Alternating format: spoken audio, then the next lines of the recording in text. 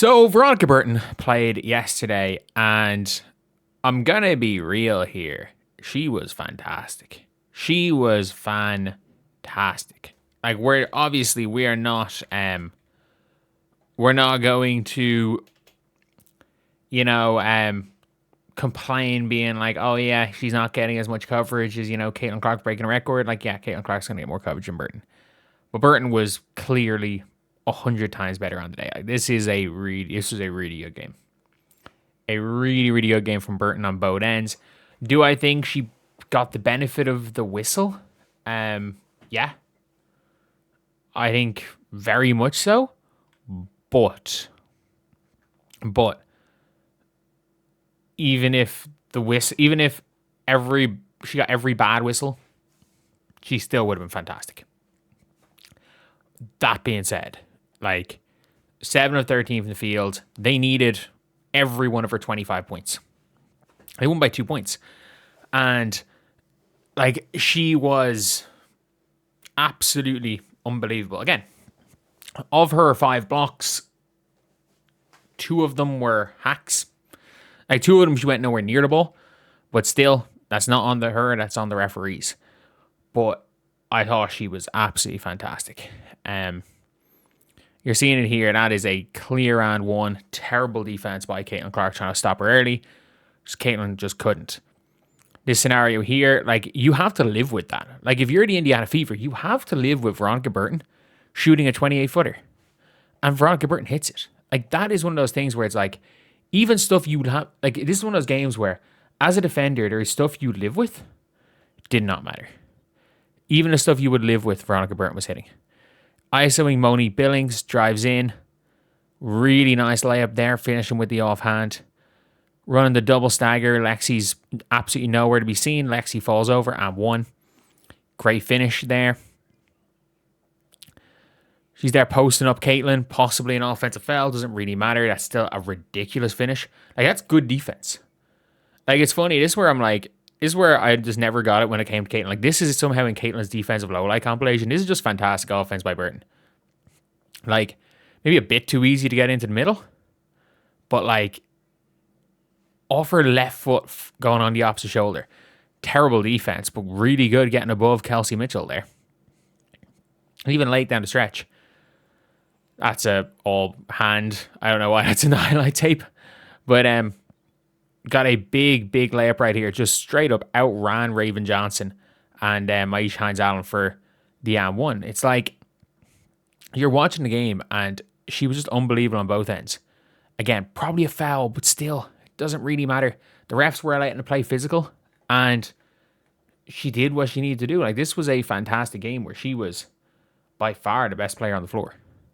By far the best player. It didn't matter what team it was for. She was significantly better than any player on the Indiana Fever. And when it comes to Burton, like, it's now at the stage where, like, is she in contention for Team USA? For the Olympics? Or for not the Olympics, geez. She probably should be in contention for the Olympics, but is she in contention for Team USA in what you call it? The World Cup? Yeah. She has to be. Like, their 2 point guards very clearly should be Veronica Burton and Caitlin Clark. Like, there's no... You bring Chelsea Gray as a veteran presence. Absolutely. But, like, their 2 rotational point guards, if everyone's playing, should be Burton and Caitlin. Like, Paige is not going to play 1 second of point guard for USA. She'll play a lot. But it's like, it's sticking with the Kalia Coppers of the world, the Jackie Youngs of the world. When it should be. Like, Burton should be on that plane. Burton should be in Germany. I have no question about that. Her defense, the fact that, again, she is somebody that is a fucking dog. Like, yeah, Stephanie White, ironically, Stephanie White, you could argue, like, basically saved her career by taking her after she got cut by the wings. But that being said, you've then got a situation where Stephanie White also let her walk. Steph White let her walk. But, like, she's one of the best guards in the league. And I don't think anyone's going to question that before or after last night. She is one of the best defensive guards in the league, and she has that reputation, especially again in Valhalla, where you're going to get, where the crowd is fucking, like, I mean this in the best way possible. The crowd is hostile. They are hostile. You are going to get the benefit of the referees. The referees are just trying to get out of that place in one piece. Like, and you've got that advantage. And don't hate the player, hate the game. She used it to absolutely cook Caitlin Clark and continually cooked. It didn't really matter who it was on. Like, I always say this, like, the Caitlin Clark getting cooked on defense is what's in the highlight tape. But she cooked Lexi Hull. She cooked Kelsey Mitchell. She cooked Sophie Cunningham. Like, it did not matter who was put in front of Veronica Burton. She was getting to the basket and she was scoring. Or she was getting to the free throw line. It was an incredible performance. And, like, when it's all said and done, I don't think there's that many better,